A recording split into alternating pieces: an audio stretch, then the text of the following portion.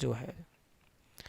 नमस्कार सभी को, राम राम। मैं डीएस सैनी, आप सभी का साथी, आप सभी का मित्र। कैसे हैं सब प्यारे दोस्तों? सभी को नमस्कार। हिंदी ज्ञान धारा डीएस सर चैनल पर आप सभी का स्वागत है, आप सभी का अभिनंदन है। प्यारे साथियों, आप पढ़ रहे हैं हिंदी ज्ञान धारा चैनल पर। कैसा आभास हो रहा है आपको, कैसा लग रहा है प्यारे मित्रों? मुझे लग रहा है कि आप बहुत खुश हैं पढ़ करके।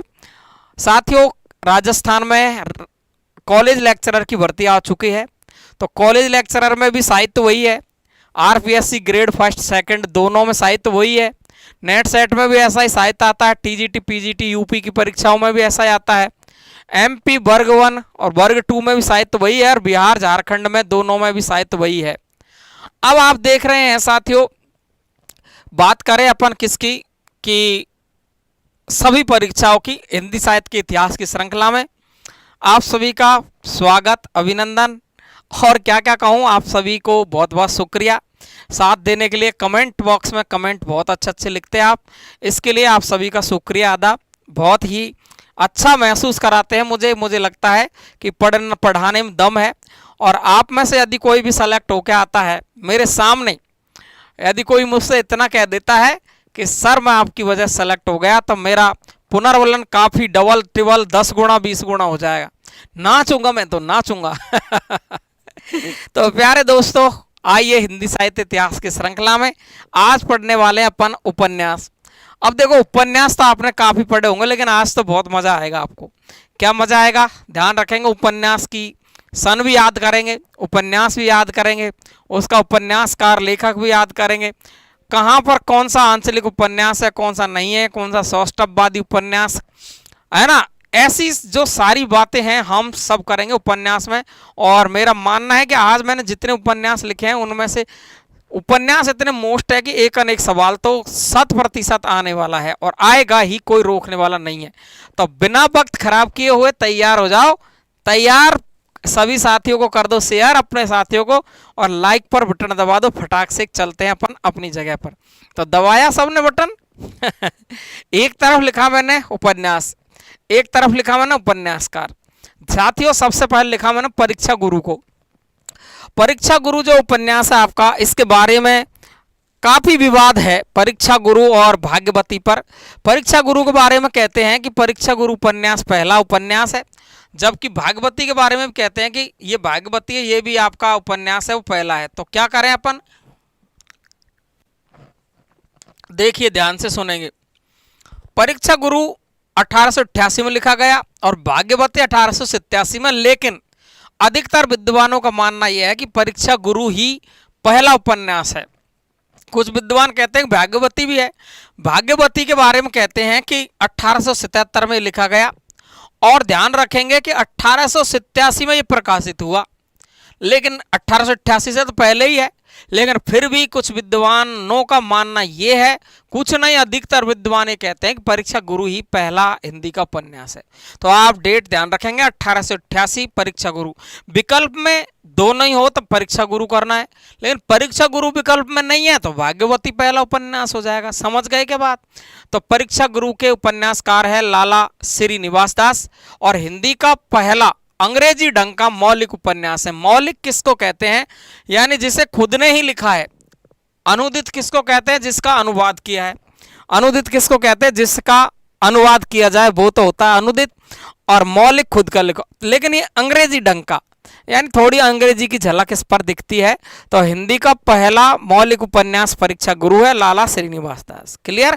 भाग्यवती उपन्यास 1887, श्रद्धाराम फुल्लौरी 1877 में लिखा गया, लेकिन 87 में प्रकाशित हुआ, इसलिए इसका समय माना जाता है 1887। क्लियर हुआ? श्रद्धाराम फुल्लौरी। आगे चलूं मैं, दोनों याद हो जाएंगे। परीक्षा गुरु 1888 लाला श्रीनिवास दास, और भाग्यवती 1887, और हिंदी का पहला उपन्यास कौन सा है? परीक्षा गुरु। अगला देखेंगे अपन, रहस्य कथा। देखिए मैंने यहां पर समय नहीं लिखा है, तो जहां समय नहीं लिखा है ना, वहां समय महत्वपूर्ण नहीं है, लेकिन जहां डेट लिखी है मैंने वहां काफी उपन्यासों की डेट इंपॉर्टेंट है, समय इंपॉर्टेंट है। रहस्य कथा, नूतन ब्रह्मचारी, 100 अजान एक सुजान, इनका क्रम पूछता है। रहस्य कथा, नूतन ब्रह्मचारी, 100 अजान, 1 सुजान, बालकृष्ण भट्ट। इन्हें कहते हैं हिंदी का स्टील, इन्हें कहते हैं हिंदी का माउंटेन। किनको? बालकृष्ण भट्ट को। क्यों कहते हैं? निबंधों के कारण। निबंध लिखने, बहुत सारे निबंध लिखे बालकृष्ण भट्ट ने, लेकिन उपन्यास महत्वपूर्ण है इसके तीनों, रहस्य कथा, नूतन ब्रह्मचारी और 100 अजान 1 सुजान। किसके उपन्यास है? बालकृष्ण भट्ट। और देखो श्यामा स्वप्न, अरे श्यामा का स्वप्न किसको आ रहा है? ये श्यामा का जो स्वप्न आ रहा है वो किसको आ रहा है? ठाकुर जगमोहन सिंह को स्वप्न आ रहा है भाई साहब। श्यामा स्वप्न ठाकुर जगमोहन सिंह का उपन्यास है, ध्यान रखेंगे। और निस्सहाय हिंदू, निस्सहाय हिंदू राधा कृष्णदास, राधा कृष्णदास। अब भाई देखो ध्यान से, वो निस्सहाय हिंदू रहेगा तो राधा का दास रहेगा, राधा और कृष्ण का दास निस्सहाय हिंदू रहेगा। क्लियर है? तो रहस्य कथा, नूतन ब्रह्मचारी, 100 अजान 1 सुजान, बालकृष्ण भट्ट, श्यामा श्यामा स्वप्न ठाकुर जगमोहन सिंह और निस्सहाय हिंदू राधा कृष्णदास। चंद्रकांता संतति, चंद्रकांता संतति, चंद्रकांता भूतनाथ काजर की कोठरी, चंद्रकांता, चंद्रकांता संतति, भूतनाथ काजर की कोठरी। ये सब के सब उपन्यास किसके हैं? देवकीनंदन खत्री के। बहुत ज्यादा जहर मोस्ट है भाई साहब, बहुत ज्यादा जहर मोस्ट है। अब यहाँ पर मैं आपसे एक सवाल पूछना चाहूंगा, आपको एक सवाल का जवाब देना है, मैं नहीं बताऊंगा, कमेंट बॉक्स में लिख कर देंगे वीडियो खत्म होने के बाद। वो देना है आपको कि कौन सा उपन्यास है इनमें से जिस उपन्यास के लिए, पढ़ने के लिए लोगों ने हिंदी को सीखा, उस उपन्यास का नाम कमेंट बॉक्स में लिखना है। आपको ढूंढ के लिखो, चाहे कहीं से लिखो, मैं नहीं जानता, आपको लिखना है। चंद्रकांता का समय है 1891 और 1888 किसका है? परीक्षा गुरु का। 1887 किसका? भागवती का। रहस्य कथा, नूतन ब्रह्मचारी, 100 अजान 1 सुजान, बालकृष्ण भट्ट है। श्यामा स्वप्न जगमोहन सिंह है। निस्सहाय हिंदू, और निस्सहाय हिंदू कोई सहायता नहीं चाहिए राधा कृष्ण दास को। राधा कृष्ण को क्या सहायता चाहिए? निस्सहाय। और चंद्रकांता संतति, चंद्रकांता भूतनाथ काजर की कोठरी, देवकीनंदन खत्री का उपन्यास है। आगे चलते साथियों, देखिए आदर्श हिंदू लज्जाराम मेहता, आदर्श सिंधु लज्जाराम मेहता।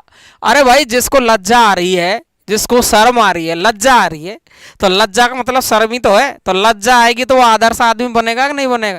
जिसको शर्म आएगी, लज्जा आएगी, तो वो शर्म से वो आदर्श बन जाएगा। आदर्श हिंदू लज्जाराम मेहता, आदर्श हिंदू लज्जाराम मेहता। सहायता नहीं चाहिए किसको? राधा कृष्ण दास को। ठीक है। निस्सहाय हिंदू, ठेठ हिंदी का ठाठ, अधकिला फूल, दोनों की डेट पूछ ली गई है, ध्यान रखेंगे। समय पूछ लिया गया 1899 1907। ठेठ हिंदी का ठाठ 1899, अधकिला फूल 1907। और अरियोद की रचनाएं कौन सी? ये वाली अधकिला फूल और ठेठ हिंदी का ठाठ अरियोद। अब सवाल फिर आ गया, कमेंट बॉक्स में अभी लिख कर बताएंगे। मैंने सभी कवियों के उपनाम लिखा दिया आपको, और अगर आपको किसी को याद नहीं है ना तो मुझे गुस्सा आ जाएगा बहुत तगड़ा वाला। अरियोद का पूरा नाम लिखना कमेंट बॉक्स में, अभी लिखना, ये लिख कर बताओ फटाफट से। तो अरियोद का पूरा नाम क्या है? इसलिए मैंने पूरा नाम नहीं लिखा। अभी तो मेरे से बोला मैं बोलने ही वाला था लेकिन रोक गया। अरियोद का पूरा नाम बताना। ठेठ हिंदी का ठाठ, अधकिला फूल। क्लियर है? अरियोद। कंकाल, तितली, इरावती, तीनों का क्रम ध्यान रखना। डेट याद रखो ना रखो मुझे पता नहीं, लेकिन कंकाल, तितली, इरावती, कंकाल और ये तितली तितली तितली तितली उड़ा देगा ये। कंकाल, तितली, इरावती, और तीनों उपन्यासों का क्रम ध्यान रखेंगे। 1929, 1934, 36, 29, 34, 36, 29, 34, 36 डेट भी याद रखेंगे इनकी। जयशंकर प्रसाद के उपन्यास है तीनों, और इनमें भी कौन सा? इरावती। अधूरा उपन्यास, सीधा ही सवाल पूछ लेगा, जयशंकर प्रसाद का कौन सा उपन्यास अधूरा है? इरावती। कंकाल, तितली, इरावती, 1929, 34, 36 अधूरा उपन्यास इरावती, जयशंकर प्रसाद। चलते हैं आगे। आगे देखो, गजब, शानदार शानदार शानदार और बहुत ही ज्यादा। ये है अप्सरा, और ये है अलका, ये है प्रभावती, निरुपमा। लड़कियों के नाम है, लड़कियों के नाम नहीं है, उपन्यास के नाम है। अप्सरा, अलका, अप्सरा, अलका, प्रभावती, निरुपमा। अप्सरा, अलका, प्रभावती, निरुपमा। अप्सरा, अलका। ये देखो क्या आया है, क्या आया है? आ जाने दो, क्या फर्क पड़ेगा इससे। अल्ट्रा नहीं, कोई बात नहीं है। अप्सरा, अलका, प्रभावती, निरुपमा, चोटी की पकड़ और चमेली, काले कारनामे, इंदुलेखा। ये सारे उपन्यास किसके हैं? ये सारे के सारे उपन्यास किसके हैं बताओ? सारे के सारे किसके हैं? सूर्यकांत त्रिपाठी निराला के। किसके हैं? सूर्यकांत त्रिपाठी निराला के हैं। अप्सरा, अलका, प्रभावती, निरुपमा, चोटी की पकड़ किस किस के है? तो आप ध्यान रखेंगे, चोटी की पकड़ ये आपके निराला के हैं। 1931, 33, 36, 1936, 44। और ध्यान रखना मोस्ट बात यह है कि ये देखिए तीनों उपन्यास, ये चमेली, काले कारनामे, इंदुलेखा, चमेली, काले कारनामे, इंदुलेखा, तीनों के तीनों अधूरे उपन्यास है। किसके? निराला जी के। किसके हैं? निराला जी के। क्लियर हो जाएगा, कोई दिक्कत? एकदम सरल है। अप्सरा, अलका, प्रभावती, निरुपमा, चोटी की पकड़, चमेली, काले कारनामे, लड़कियों के जैसे नाम है सब। अप्सरा, अलका, प्रभावती, अप्सरा, अलका, प्रभावती, निरुपमा, अप्सरा, अलका, प्रभावती, निरुपमा, चोटी की पकड़, चमेली, काले कारनामे, इंदुलेखा। और चमेली, काले कारनामे, इंदुलेखा ये अधूरे उपन्यास है। कुछ विद्वान इसके बारे में भी कहते हैं कि चोटी की पकड़ भी इनका अधूरा उपन्यास है, लेकिन कुछ विद्वानों का मानना है कि ये पूरा ही है। क्लियर है? एकदम शानदार। चलूं मैं आगे? आगे देखिए,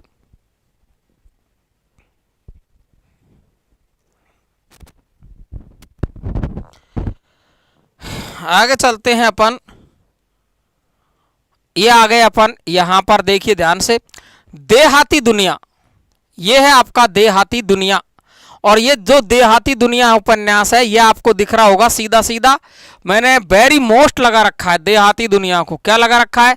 वेरी वेरी मोस्ट लगा रखा है। क्या लगा रखा है? Very very most. देहाती दुनिया 1926 में। कब लिखा गया है ये? 1926 में। और हिंदी का नहीं, पहला आंचलिक उपन्यास। ध्यान रखेंगे, आंचलिक का मतलब क्या है? आंचलिक का मतलब है, आप समझ रहे हैं, आंचलिक का मतलब है जिसमें ग्रामीण क्षेत्र की झलक हो। ग्रामीण क्षेत्र का तो प्रयोग करना ही चाहिए। अब मैं बोलता हूँ ग्रामीण क्षेत्र में, तो कहते हो अरे सर तो कुछ जानते नहीं है, साहित्यिक में बोलते नहीं है। अरे भाई, हम जिस जन्म भूमि पर हमने जन्म लिया है, क्या वहाँ की बातें हम छोड़ देंगे? नहीं। तो आंचलिक उपन्यास ग्रामीणता, ग्रामीण लोगों की झलक देहाती दुनिया में दिखती है। और ये पहला आंचलिक उपन्यास माना जाता है 1926। इसका समय वेरी मोस्ट ध्यान रखेंगे, शिव पूजन साय का।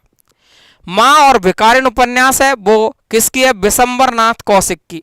विशंबर नाथ कौशिक का ये उपन्यास है। दोनों, माँ अलग है, भिखारिन अलग। तो याद रखो, किसकी माँ भिखारिन है, कौशिक की माँ क्या है? भिखारिन। अरे है नहीं, दो उपन्यास है विशंबर नाथ कौशिक के, माँ और भिखारिन। क्लियर है? सूरदास के बारे में मैं आपको बहुत ज्यादा मोस्ट है ये, इसलिए ध्यान रखेंगे। मैं आपको पहले ही एक दिन मैंने जब प्रमुख रचनाएं, भ्रमित करने वाली रचनाएं पढ़ाई, उस टाइम पर मैंने बताया आपको कि सूरदास रचना राधिका रमन सिंह की है और ये है उपन्यास। क्लियर है आपको? तब आप पूछ रहे थे कि सर विधा बताओ, इनकी विधा बताओ, इसलिए मैं विधा नहीं बता रहा था आपको, कि आपको क्रमबद्धता से याद हो जाए सारी चीज। अपन के उपन्यास, नाटक, निबंध, कहानी, संस्मरण, रिपोर्टाज, एक एक पर वीडियो लेकर आऊंगा, मजा आ जाएगा। बिल्कुल शानदार तरीके से पढ़ेंगे और पास करके छोड़ेंगे ही परीक्षा तोड़ फोड़ के। जो इस चैनल जुड़ रहा है ना, और वो हिंदी में तो मजबूत करके छोड़ूंगा बिल्कुल। और आपसे एक बात कहना चाहता हूँ, ध्यान रखेंगे, मेरी बहुत इच्छा हो रही है किसकी? एक मैराथन क्लास लाने की। तो आप सभी लोगों की मैं राय जानना चाहता हूं, कमेंट बॉक्स में कमेंट देंगे। वैसे मैंने एक कम्युनिटी पर एक लिखा भी था कि कौन से समय पर, उस पर काफ़ी लोगों ने वोट भी किए हैं, करीबन 1300 वोट के लगभग उस पर आए हैं। 9 बजे वो मैराथन क्लास चाहते हैं। लेकिन मैं ये पूछना चाहता हूँ, मैं फिर से कहना चाहता हूँ, 1-2 दिन तो मैं आपको बात बताऊंगा, धमाकेदार एक मैं सूचना डालूंगा, उस पर कितने लोग चाहते हैं मैराथन लेना। तो मैं आपसे पूछना ये चाहता हूँ कि मैराथन जो ले अपन, या आदिकाल की लें, या पूरे इतिहास की एक साथ में 100-150 प्रश्नों को अपन एक साथ में हल कर दे, पूरा साहित्य एक बार में जाए, फिर एक और दूसरी ले ले, फिर तीसरी ले ले, फिर चौथी ले ले, 4 मैराथन में पूरे साहित्य को कंप्लीट खत्म। व्याकरण की 1 मैराथन, काव्यशास्त्र की 2 मैराथन, खत्म पूरा। पूरी हिंदी एकदम मुट्ठी में तैयार। तो कौन कौन इस बात को चाहते हैं, किस प्रकार से चाहते हैं, कमेंट बॉक्स में लिखना। कब? वीडियो खत्म होने के बाद, वही कमेंट में देख सकता हूं, क्योंकि जब ही मैं आपके सामने लाइव आऊंगा। और मैंने 10,000 के सब्सक्राइबर का वादा किया था, तो वो पूरे नहीं हो रहे हैं। मैं सोच रहा था इसी महीने में पूरे हो जाएंगे, तो मैं सीधा आपके सामने लाइव लेके आ जाऊं। लेकिन पूरे हो नहीं रहे हैं। 7,500 के लगभग ये सब्सक्राइबर आपके पहुंचने वाले हैं। तो थोड़ा सा जोर और लगा दो ना आप, तो ये फटाक से हो जाए। सभी साथी अगर देखने वाले एक 5-5 लोगों को शेयर, 10-10 लोगों को शेयर कर दे, तो ये आपका फटाक से मैं आपके सामने आ जाऊं। लेकिन आऊं तो जब, क्योंकि ये रोक लगी हुई है मुझ पर 10,000 की, वो 10,000 सब्सक्राइबर हो तो बहुत जल्दी ही मैं आपके सामने वो चारों के चारों मैराथन लेके आऊं, 5-5 घंटे की जिंदगी बना दूं। ध्यान रखेंगे। तो देखिए, सूरदास राधिका रमन सिंह का उपन्यास, मैं इतना ही कहना चाहूंगा, आप समझ गए होंगे। शेखर एक जीवनी, देखिए ध्यान से, वेरी वेरी मोस्ट है ये उपन्यास, वेरी वेरी मोस्ट है। क्यों है ये? क्योंकि आपसे सवाल पूछेगा फ्लैशबैक पद्धति या पूर्व दीप्ति शैली पर लिखा गया उपन्यास कौन सा है? शेखर एक जीवनी है। ध्यान रखना, चकमे में नहीं फंस जाना, कहीं दिमाग में आ रहा होगा उसने कहा था। चंद्रधर शर्मा गुलेरी की 1915 में लिखी गई कहानी पूर्व दीप्ति शैली और फ्लैशबैक पद्धति पर आधारित है। कहानी है वो, उपन्यास का नाम ले तो शेखर एक जीवनी है। और इसका प्रथम उत्थान है वो तो आया है 1941 में, और द्वितीय उत्थान इसका 1944 में आया है। तो शेखर एक जीवनी के 2 भाग है, उन प्रथम उत्थान 1941 और द्वितीय उत्थान इसका 1944 है। लेकिन ध्यान रखेंगे साथियों, आपसे विकल्प में दोनों ही आ जाए कि शेखर एक जीवनी कब लिखा गया, 41-44 दोनों ही हो, तो उत्तर आपको 44 देना है। और दोनों में से एक हो तो एक तो फिर है ही। क्लियर है? तो शेखर एक जीवनी, नदी के दीप, अपने अपने अजनबी, अज्ञे की रचना है। देहाती दुनिया, शिवपूजन साय, किसकी माँ भिखारिन है, कौशिक की, सूरदास राधिका रमन सिंह। और शेखर एक जीवनी, नदी के दीप, अपने अपने अजनबी, अज्ञे की रचना है। फ्लैशबैक पद्धति पर आधारित उपन्यास शेखर एक जीवनी है, जबकि कहानी उसने कहा था। क्लियर है? ओके, आगे चलता हूं। देखिए ध्यान से, परख सुनीता त्यागपत्र, परख सुनीता त्यागपत्र, परख सुनीता त्यागपत्र। अरे परख सुनीता त्यागपत्र, कल्याणी सुखदा विवर्त, परख सुनीता त्यागपत्र, कल्याणी सुखदा विवर्त, परख सुनीता त्यागपत्र, कल्याणी सुखदा विवर्त, जयवर्धन और मुक्तिबोध। अब इसमें 2 की तो आपको डेट याद रखनी है, किस किस की, जिस पर मैंने गोला कर रखा है। ये देखो, ये गोला मैंने क्यों किया है, ध्यान रखेंगे, क्योंकि त्यागपत्र उपन्यास पर फिल्म बन चुकी है। सवाल पूछेगा जैनेन्द्र के कौन से उपन्यास पर फिल्म बन चुके हैं, त्यागपत्र।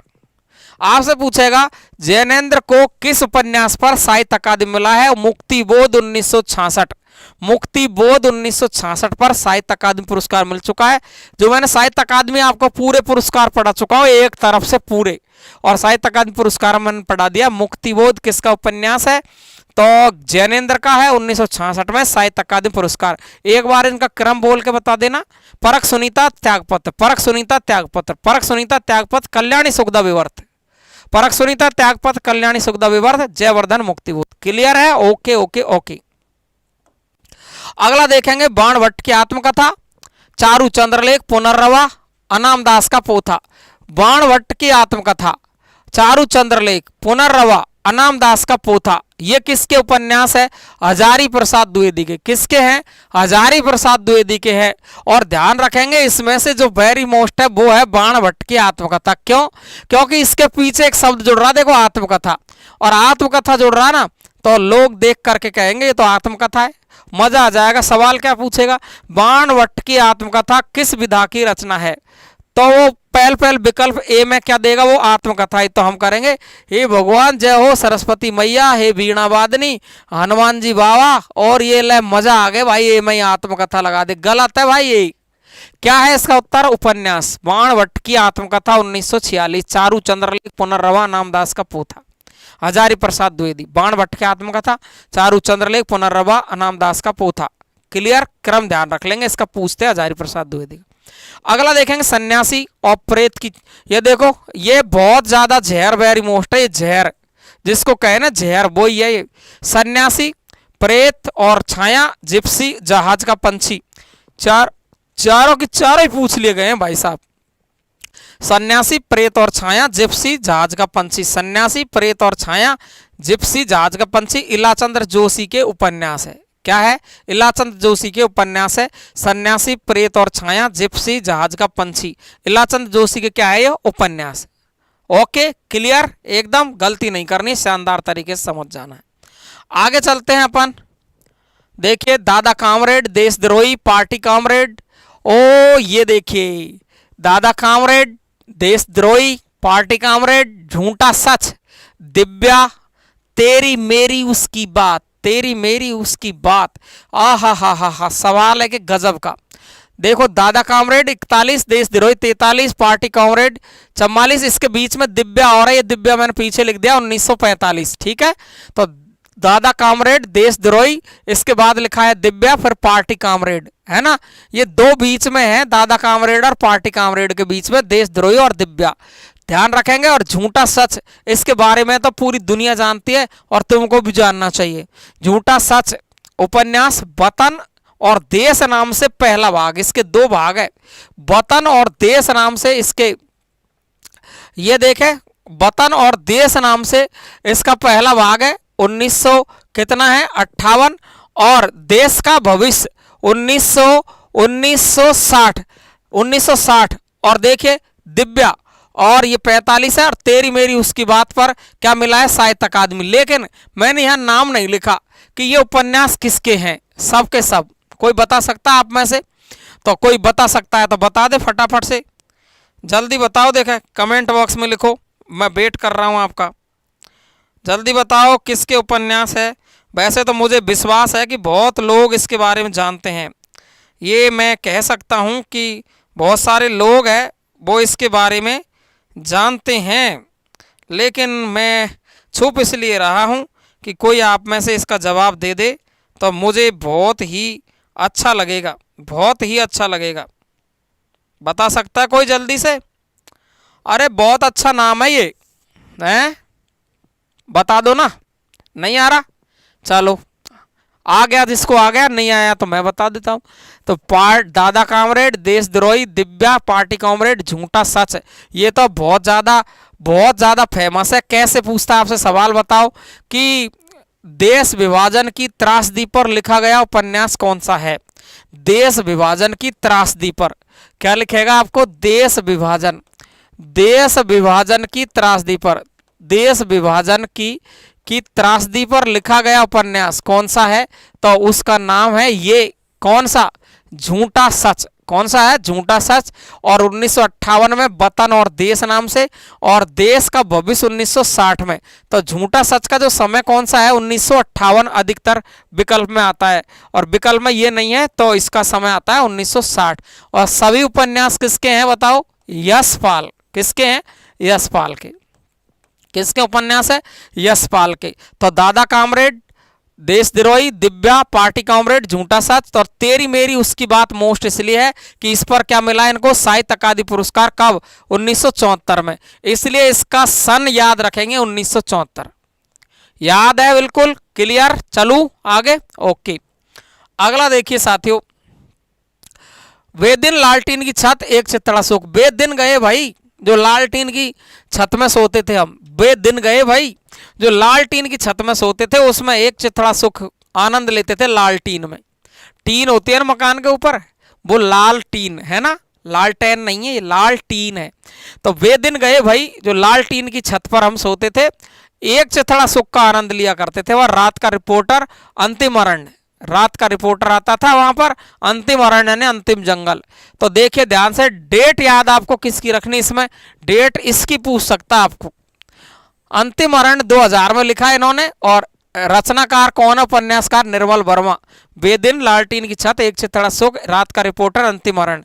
ओके क्लियर, एकदम शानदार तरीके से, शानदार तैयार हो जाना चाहिए। अंधेरे बंद कमरे में 1961, अंधेरे बंद कमरे में पढ़े कौन, मोहन राकेश। बहुत सारे उपन्यास हैं इनके, लेकिन मैंने एक ही इसलिए लिखा है कि इनका मोस्ट इंपॉर्टेंट है अंधेरे बंद कमरे में, मोहन राकेश। क्लियर है क्या? अगला देखो, मैला आंचल, प्रतिपर कथा, दीर्घ तपा, जुलूस। ये मैला आंचल देखो फिर आ गया ना, ये मैं आपको पहले बता रहा था कि मैला आंचल है, ये एक क्या है, आंचलिक उपन्यास है। कैसा है, आंचलिक उपन्यास है। कौन सा है, आंचलिक उपन्यास है, आंचलिक उपन्यास है। कौन सा, मैला आंचल। किसका है, रेणु का। रेणु का पूरा नाम है फणीश्वर नाथ रेणु, फणीश्वर नाथ रेणु। और ध्यान रखेंगे इसमें से अंदर से सवाल पूछता है, ध्यान रखेंगे। मैला आंचल कौन से गांव को आधार बनाकर लिखा गया है, मेरीगंज गांव। कौन सा है, मेरीगंज गांव। और प्रति परिकथा, ये है परानपुर गांव, कौन सा? पैरानपुर गांव। कौन सा? परानपुर गांव को आधार बनाकर लिखा गया उपन्यास परती परिकथा है। मेला आंचल में मेरीगंज गांव है ना। ऐसा एक राग दरबारी आएगा, राग दरबारी उपन्यास, वो सिपालगंज को आधार बनाकर लिखा गया, ध्यान रखेंगे। मेरीगंज, मेला आंचल। दीर्घ तपा जुलूस, मेला आंचल परिति पर कथा, दीर्घ तपा जुलूस किसके हैं? ये रेणु के हैं, फणीश्वर नाथ रेणु। मेला आंचल, परति परिकथा, दीर्घ तपा और जुलूस। और ये देखिए अगला उपन्यास वैशाली की नगर वधु। वैशाली की नगर वधु चतुरसेन शास्त्री के उपन्यास है। चतुरसेन शास्त्री का उपन्यास कौन सा? वैशाली की नगर वधु, इंपॉर्टेंट है। एक है दिल्ली का व्यभिचार और एक आता दिल्ली का दलाल। तो दिल्ली का दलाल किसने लिखा है? ये तो लिखना आपको कमेंट बॉक्स में। एक मैंने लिख दिया दिल्ली का व्यभिचार, ऋषभ चरण जैन, दिल्ली का व्यभिचार। और दिल्ली का दलाल के बारे में कमेंट बॉक्स में आप लिख सकते हैं। तो दिल्ली का व्यभिचार, ऋषभ चरण जैन। ओके, अगला देखिए, चंद हसीनों के खतूत। चंद हसीनों के खतूत काफी बार पूछा जाता है। 1924 में लिखा गया उग्र। तो उग्र का पूरा नाम क्या है? आपको मैंने पहले लिखा दिया है, मैंने इसलिए इनके शॉर्ट नाम लिखे कि आप भी को भी तो देखूं मैं क्या क्या आपने याद किया है। तो उग्र का पूरा नाम मैंने पहले बता दिया आपको, उपनाम बताया था तब। तो उग्र का पूरा नाम लिखो, उस वीडियो में जाके पढ़ो या देखो कि उग्र का पूरा नाम क्या है। चंद हसीनों के खतूत, ये उग्र ने लिखा 1924 में। ये देखो मैंने कहा राग दरबारी, ये है आपका राग दरबारी उपन्यास 1968। इसकी डेट इंपॉर्टेंट है, ध्यान रखेंगे, है ना। राग दरबारी 1968 और इसमें सिपालगंज को आधार बनाकर लिखा गया उपन्यास है, वो है राग दरबारी श्रीलाल शुक्ल का। मोस्ट इंपॉर्टेंट है, बहुत गजब का उपन्यास है राग दरबारी। और देखो गुनाहों का देवता, सूरज का सातवां घोड़ा, दोनों के वर्ष याद रखने 1949 1952। गुनाहों का देवता, सूरज का सातवां घोड़ा, धर्मवीर भारती का उपन्यास है। क्लियर है सभी को? आप सभी को मैं बार बार कहता हूं 9983374293 ये मेरे मोबाइल नंबर, जिस पर आप व्हाट्सअप कर सकते हो, क्योंकि मुझे बात करने को तो इतना समय होता नहीं है। तो ध्यान रखेंगे, आप व्हाट्सएप पर भी कोई सवाल पूछ सकते हैं, कोई भी सूचना के लिए मैं आपको लिख सकता हूं। तो आज यहीं तक के लिए पढ़ेंगे। कैसी लगी क्लास आप सभी को बताना है, भागना नहीं है बहुत जल्दी।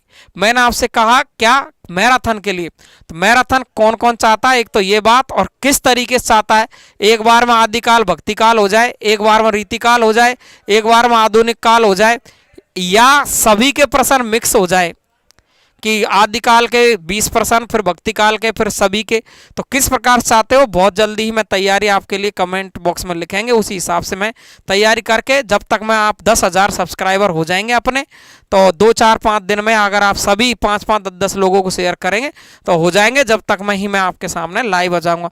और 4-5 मैराथन अपन ले लेंगे, पूरे साहित्य को कंप्लीट, व्याकरण को कंप्लीट, काव्य साहित्य को कंप्लीट कर लेंगे। तो साथियों कैसी क्लास रही है आप सभी को बताना है। एक बार में ही आप सभी को ये सारे उपन्यास याद कर लेने हैं। तो आज यहीं तक के लिए पढ़ेंगे। नमस्कार सभी को, थैंक यू सो मच, धन्यवाद साथियों। कैसी रही क्लास कमेंट बॉक्स में लिखना है। Thank you so much.